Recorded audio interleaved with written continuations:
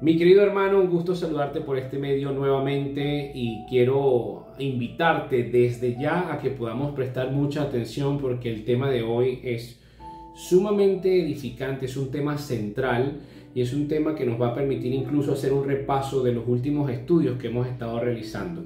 Nosotros, como bien lo acabo de decir, estudiamos la palabra. Esto es un tiempo no para escuchar y satisfacer curiosidades, sino para que lo que tú estés escuchando pueda brindar en ti un fertilizante y que puedas tú llevarlo a la práctica a través de la oración y la comunión con Dios.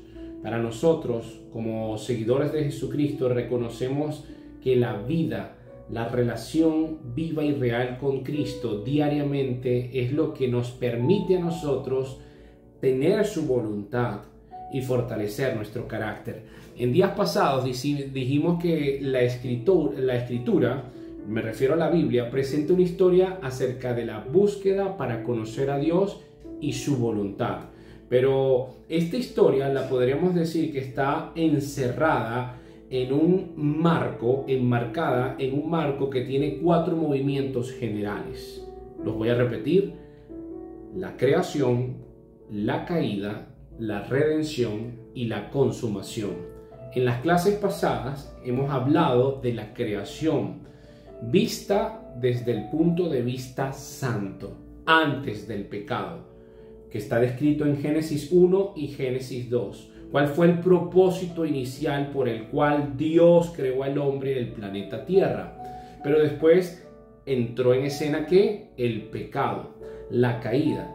Y hemos estudiado con la caída, por ejemplo, la semana pasada, que estamos hablando de un corazón endurecido, porque todo esto forma parte de la caída, donde tu vida y mi vida está comprometida. Nacemos con una naturaleza caída, separada de Dios. Y si nosotros podemos comprender esto, podemos entender por qué todo lo que vemos, incluso nuestro concepto de Dios, lo vemos a través de una mirada distorsionada. Es ahí donde necesitamos de la revelación de Dios que nos permite saltar esa distorsión para ver a Dios tal y como Él es y como Él lo reveló. Hoy vamos a profundizar de esos 4 grandes movimientos en la redención. Y para entrar en materia de una vez, vamos a las raíces etimológicas de la palabra redención. Viene del griego apolitrosis. Apolitrosis. Y apolitrosis se refiere al rescate del esclavo o de un prisionero. Una persona que está en un estado de esclavitud, yo pago por su libertad. Yo pago su deuda. Eso significa redención. A eso se refiere el término apolitrosis. Alguien que está en un estado de esclavitud, que no tiene cómo salir, que está en una condena eterna, por llamarlo así, o está cumpliendo una cadena perpetua, yo pago por su libertad. Ahora, en esta palabra redención hay unas implicaciones y vamos a enumerar 3 implicaciones a manera de introducción. Número 1, la palabra redención implica que el hombre era cautivo de un poder malévolo, todos los seres humanos. Si Dios tiene que pagar esa deuda es porque el hombre está en un estado de esclavitud. Número 2, no hay un medio concebible a través del cual el hombre pueda librarse o rescatarse por sí mismo. Y número 3, la liberación del hombre fue llevada a cabo por Jesucristo, a través de Jesucristo. En la Escritura, querido hermano, la redención se refiere al rescate que Dios ofrece. Y como es Dios quien paga el rescate, es Él quien nos tiene que mostrar en qué consiste esta redención. Ahora, yo para poder comprender esto, hablamos de unas implicaciones, te enumeré las 3, pero yo tengo que hacerme preguntas. Y la primera pregunta que yo le podría hacer a la Biblia es: ¿por qué yo necesito como ser humano una redención? Porque es a través de las preguntas donde yo puedo crecer en conocimiento. ¿Por qué la Biblia me dice a mí que yo debo ser redimido? Muy bien, la misma Biblia me dice a mí que todos los seres humanos nacimos en pecado, con una plena predisposición al mal. Siempre estamos con una constante rebeldía, desafiando las autoridades, hay maldad, hay orgullo, hay soberbia, hay envidia, hay vanidad. Todo esto está en todos los seres humanos desde que nacen. Vamos a encontrar, por ejemplo, la primera cita bíblica en Romanos 3, del 10 al 12, como está escrito: no hay justo, ni aun uno. No hay quien entienda, no hay quien busque a Dios. Todos se desviaron, a una se hicieron inútiles. No hay quien haga lo bueno, no hay ni siquiera uno. Este es el diagnóstico que Dios da de los hombres. No hay quien busque a Dios, en pecado fuimos concebidos, allí nuestro corazón es engañoso. Fíjate tú que el diagnóstico que Dios da de los hombres está muy diferente a estas personas motivadores que te dicen despierta el superhombre que hay en ti. El diagnóstico de Dios es: hay pecado, y el pecado es el virus, es esa pandemia mundial que nos arropa a todos. Ahora, ¿qué pasa con el pecado? Ya la Biblia me está diciendo que hay pecado. Muy bien. Ahora, cuando yo me voy a Romanos 6:23, me dice lo siguiente: porque la paga del pecado es muerte. La paga del pecado es muerte, porque así lo dispuso. Esa es la sentencia de un Dios santo y justo. Ahora, es interesante, y yo debo de prestar atención, que aquí no se refiere a la muerte física, que por lo general es la que temen muchos hombres. Pero nosotros deberíamos de temer a la muerte eterna, porque resulta ser que cuando tú mueres de forma física, tú te separas de un plano terrenal y entras a un dominio espiritual, pero sigues existiendo. Ahí, cuando tú sigues existiendo, tú pasas por un juicio, y si tú nunca te arrepentiste y tienes el pecado y habitaste en pecado, la paga del pecado es la muerte eterna. Ah, ok, pero hay muchas personas entonces que dicen que son creyentes y apelan a la ley. Dicen: no, lo que pasa es que yo trato de cumplir los mandamientos, porque cumpliendo los mandamientos, yo que soy pecador, yo me limpio constantemente. Es muy común conocer a estos religiosos que apelan siempre a una buena conducta, a una vida legalista, porque creen que a través de esto pueden obviar esta condenación. Vamos un momento a Santiago 2:10.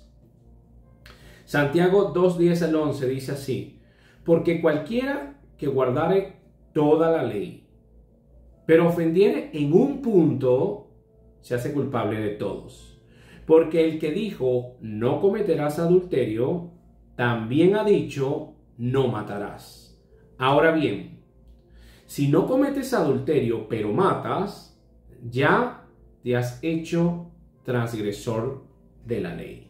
Y si a esto yo le sumo las palabras de mi Señor Jesucristo, que apuntan a la intención antes que la acción, yo estoy siendo condenado. Porque yo posiblemente pueda cumplir un mandamiento, pero si otro lo transgredo, ya yo soy culpable. Entonces aquí yo me encuentro, si yo puedo con todo lo que venimos hablando, recrear una escena y animarte a ti a que te la puedas imaginar, yo me encuentro en una cárcel oscura, húmeda, fétida, maloliente. Yo no tengo salida, yo estoy en esta cárcel oscura y yo no encuentro una forma para salvarme. Es más, yo no puedo salvarme. No hay nada que yo pueda hacer. Tiene que venir alguien fuera de esa cárcel a que pueda pagar mi culpabilidad, pagar por mi libertad.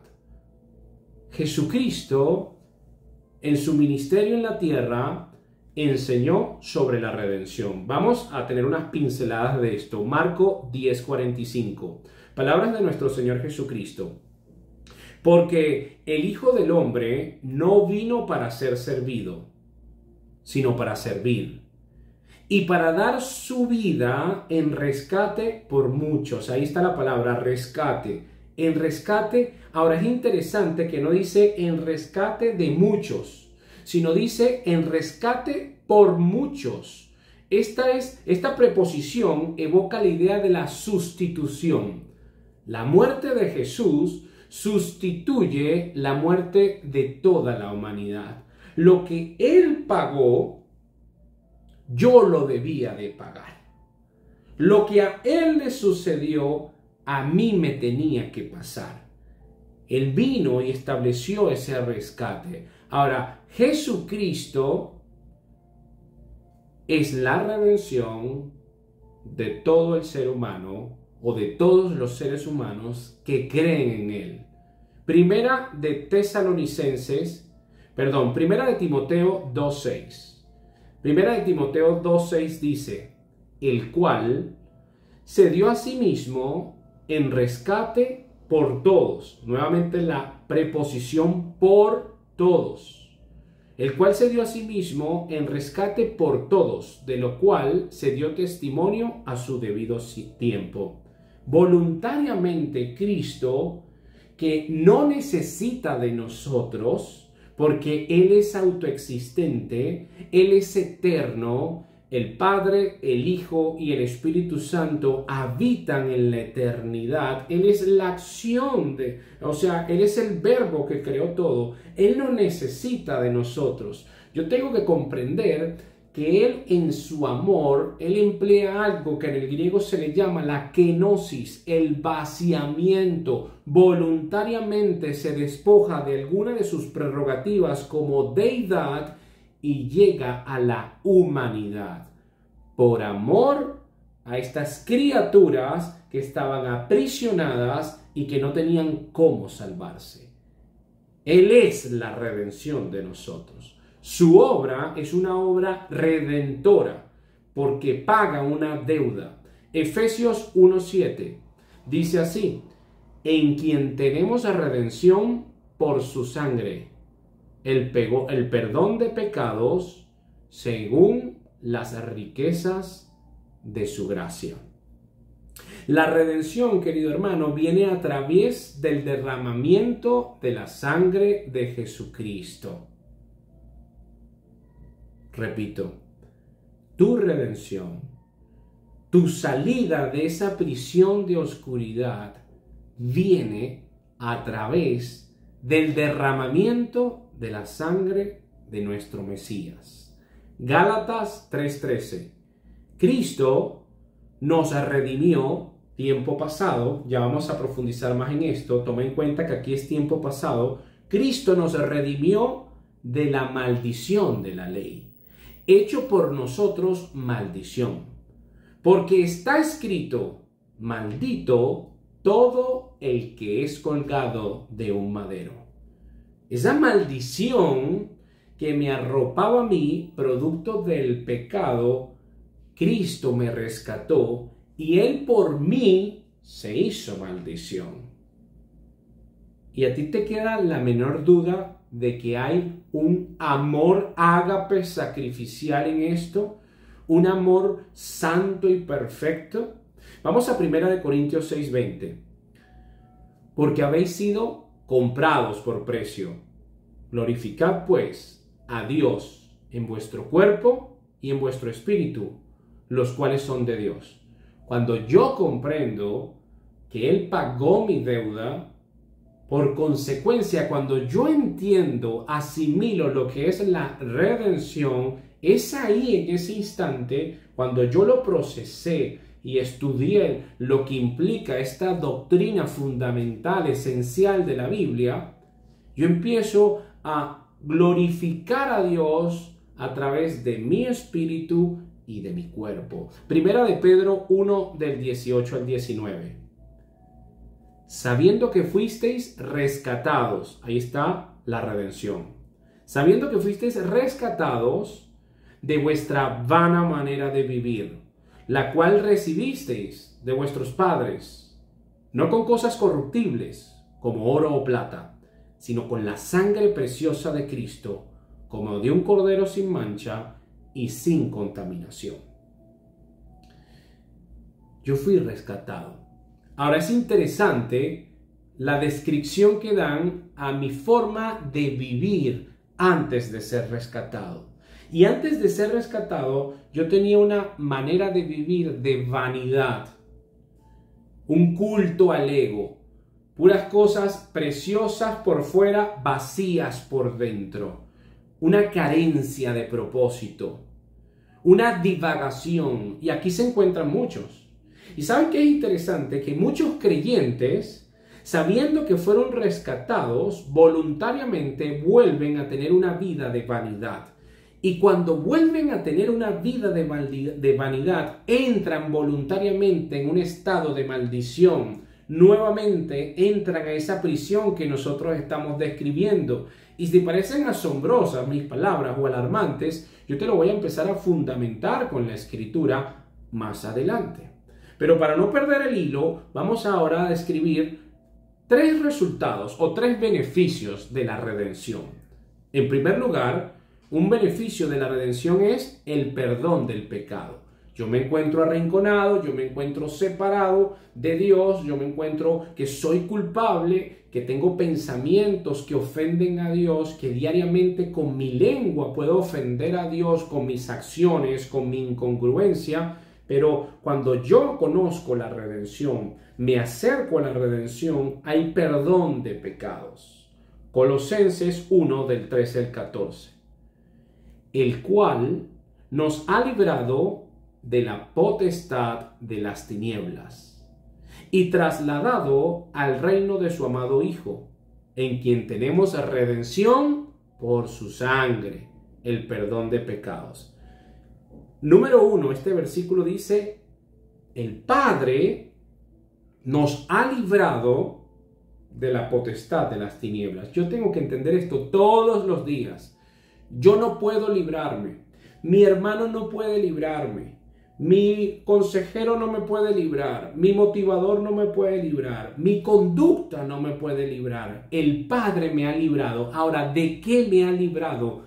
De las potestades de las tinieblas. La Biblia es el único libro que revela con exactitud y lujo de detalles los 3 enemigos de todos los seres humanos: Satanás, el mundo y la carne.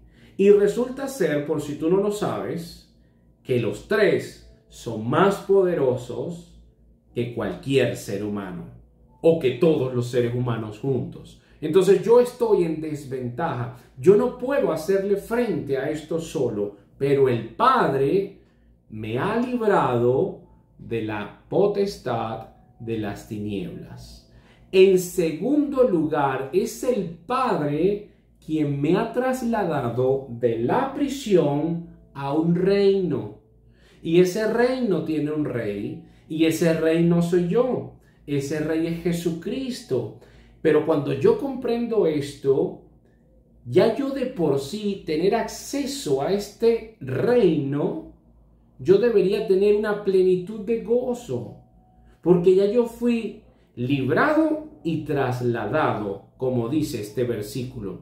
En segundo lugar, encontramos como beneficio de la redención la justificación y la libertad de la ley. Gálatas 3:10. Porque todos los que dependen de las obras de la ley están bajo maldición.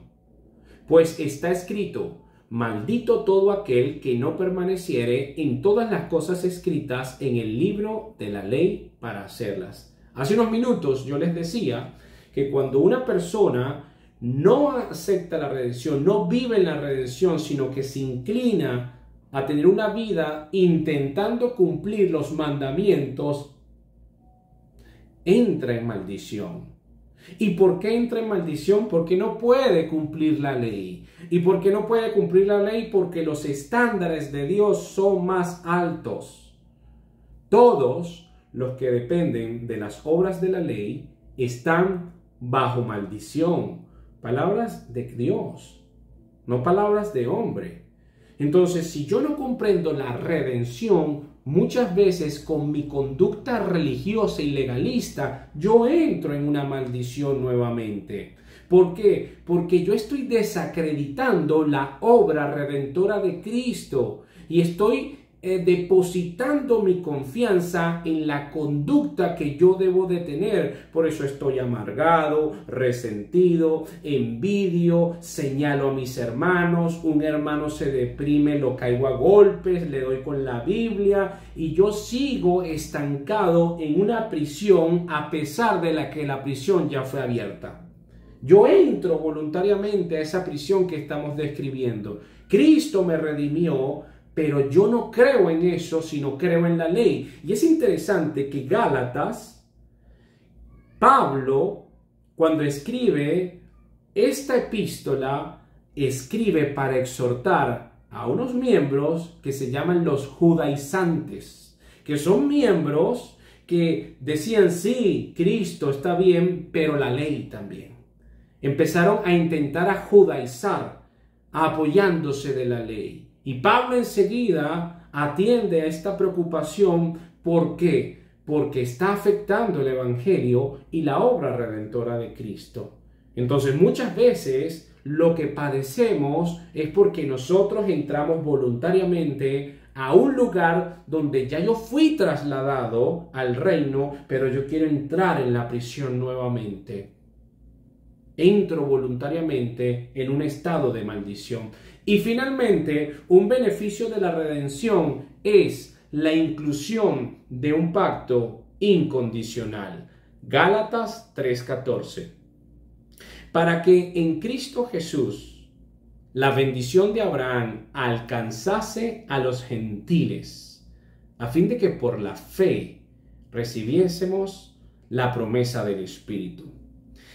Esa promesa que Dios le dio a Abraham, esas bendiciones, cuando yo acepto la redención, yo formo parte de ese pacto. Yo me adhiero a ese pacto, me uno a ese pacto. Ahora, también es oportuno tomar en cuenta en este estudio de la redención que la creación, óigase bien, el planeta Tierra y los animales que habitan en el planeta Tierra, todas las especies y los creyentes están esperando la redención final.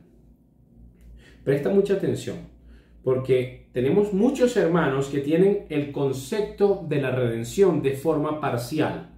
Unos no creen en la redención, entran voluntariamente en la prisión, caen en maldición ellos mismos. Otros tienen un concepto de la redención incompleto y por eso también vienen conflictos, porque la palabra redención también tiene una connotación escatológica, escatología, estudio de los últimos tiempos. Redención sucedió en el tiempo pasado con la obra expiatoria de Cristo, pero aún hay un dominio de la redención que pertenece al tiempo futuro.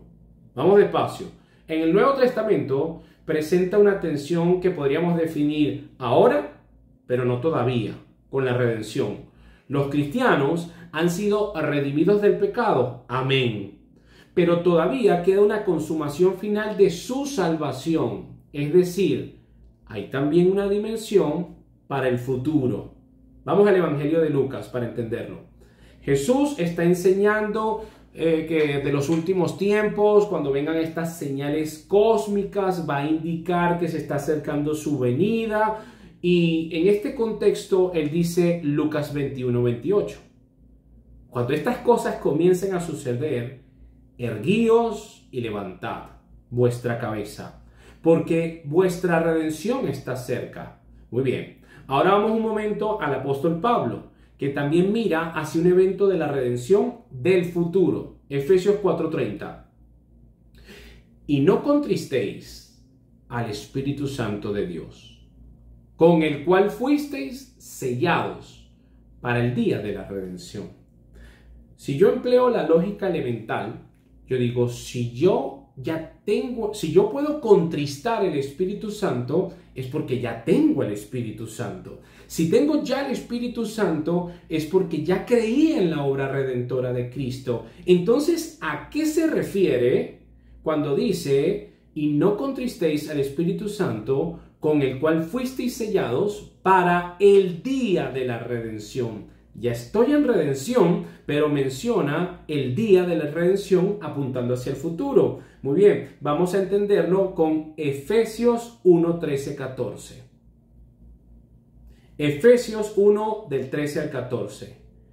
En él, también vosotros, habiendo oído de la palabra de verdad, el evangelio de vuestra salvación, y habiendo creído en él, fuisteis sellados con el Espíritu Santo de la promesa, que es las arras de nuestra herencia hasta la redención de la posesión adquirida para alabanza de su gloria.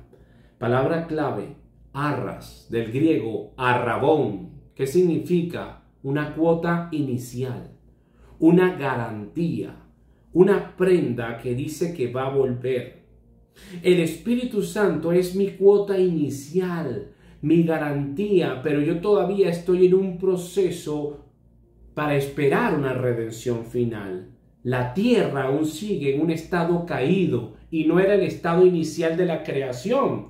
Cuando tú estudias la creación, los animales no tenían ferocidad, las rosas no tenían espinos, el hombre no tenía una distorsión de la imagen de su creador. Conocimos la redención, pero la tierra sigue en un estado caído. Ahora, la redención final se aplica a la creación en general. Romanos 8:21. Porque también la creación misma será libertada de la esclavitud de corrupción a la libertad gloriosa de los hijos de Dios. ¿Cuándo va a suceder esto? Cuando nosotros, y esto es clave, seamos redimidos en el futuro totalmente. Romanos 8:23. Y no solo ella, refiriéndose a la creación, sino que también nosotros mismos, que tenemos las primicias del Espíritu, nosotros también gemimos dentro de nosotros mismos, esperando la adopción y la redención de nuestro cuerpo. Aquí está la clave. Nosotros también clamamos esperando esa redención porque estamos en el Espíritu redimidos, pero nuestro cuerpo aún no ha sido redimido. Entonces, nuestro cuerpo tenemos en muchas ocasiones que afecta a nuestra alma, interviene en nuestro espíritu. Y yo tengo entonces que comprender que vivo con un cuerpo caído y un espíritu redimido. Y mi espíritu redimido y mi cuerpo caído están en conflicto porque yo tengo una naturaleza espiritual y una naturaleza carnal. Pero mi esperanza es que tanto la creación, este planeta Tierra, cuando yo me desanimo por las contaminaciones, por el bestialismo de los seres humanos, por tanta maldad, esta creación tiene que ser redimida. Mi cuerpo tiene que ser redimido. Ahí entonces yo comprendo lo que dice el erudito William Mouse. Abro comillas. El entusiasmo de un cristiano viene de una completa comprensión de la obra redentora de Cristo. Me parece fascinante las palabras que él emplea. El entusiasmo de un cristiano viene de una completa comprensión. Algunos tienen una comprensión parcial de lo que es la redención. Cuando yo tengo una comprensión parcial y yo no comprendo que aún estoy en lucha experimentalmente, pero posicionalmente ya estoy en redención, yo me puedo desanimar y no tengo entusiasmos. Entonces, la apolitrosis, que es la redención, no solamente mira hacia atrás, hacia el perdón, sino que también mira hacia adelante, hacia la vida que va a ser recreada totalmente. Ahora, para finalizar, el estrés se dice que es exceso de pasado. Y cuando yo tengo exceso de pasado, yo tengo que recordar, hace 2 milenios, Dios se entregó por mí. Él pagó mi deuda. Todas esas flagelaciones, todos esos golpes, todas esas burlas, todo el dolor al que Él se expuso, yo me tenía que exponer a eso. Entonces, cuando yo tengo exceso de estrés, yo recuerdo la obra redentora de Cristo y es un bálsamo para mi alma. Pero resulta ser que la ansiedad en muchas ocasiones es el exceso de futuro. Entonces, cuando yo tengo la ansiedad, yo apunto a la obra redentora total de Cristo cuando mi cuerpo va a ser redimido, así como mi espíritu. El planeta Tierra va a ser redimido. Hay una esperanza porque yo todavía no experimento los privilegios de una redención total. Qué interesante es la Biblia, que nos da un manual precioso para gestionar de una forma sabia nuestro espíritu, nuestra alma, nuestras emociones, nuestro cuerpo. Yo te animo, querido amigo, a que puedas estudiar de una forma más detallada la redención y tener una comprensión absoluta de todo lo que implica en el pasado, en el presente y en el futuro. Que la gracia y que la paz de Dios esté con ustedes.